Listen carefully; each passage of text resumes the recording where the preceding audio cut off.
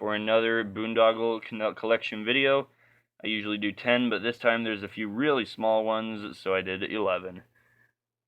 One of them is this, though. Tiny little butterfly. Next is this one, which I actually saw on some social media somewhere. It's pretty cool. You do a square right down the middle, and then it's obviously an airplane. Anyway, just a bunch of square stitches with kind of them weaved across, and then the little propellers. Looks pretty silly. Okay, and then there's this other little guy. It's just a bunch of really small diamonds, just with adding and dropping strands with the rocket ship method, or whatever you want to call it. Just a few diamonds. Here is Cobra, and then Twisted Cobra, and then switch directions, and then more Twisted Cobra, and then Cobra. Here's a circle, one of the first Boondoggles I ever did. Here's a DNA, if you want to call it that, or you can just call it corkscrew going back and forth. Okay, this one I actually, when I made it, I was out in the hot sun, and as some of you may know, Boondoggle gets kind of bigger when you're out in the hot sun.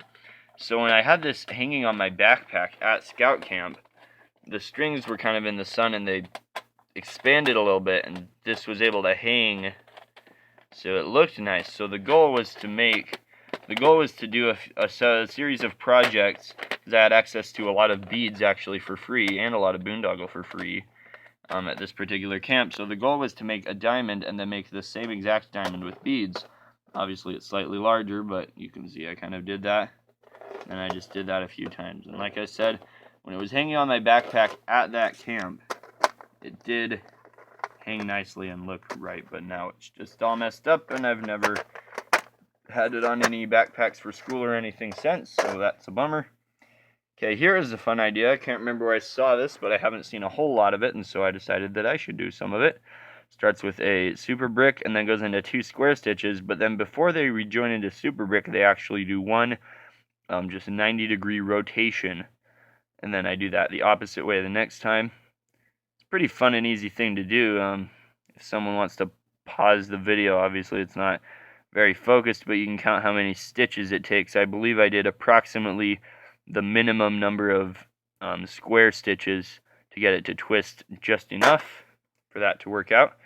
Okay, this one's kind of cool. Starts with a 5x1 wall, goes into 2 twists, and then goes into a 5x1 alternator, which is of course just a straight 5x1 stitch, then a twisted 5x1, then a straight 5x1, twisted 5x1, just back and forth. Makes this kind of Indian looking pattern or something, and then repeats on the end. I like Boondoggles that have holes towards the top, because you can put the ring, if you're attaching it to a backpack, right through the hole, and it will not rip through the thin little strings at the top as easily, at least.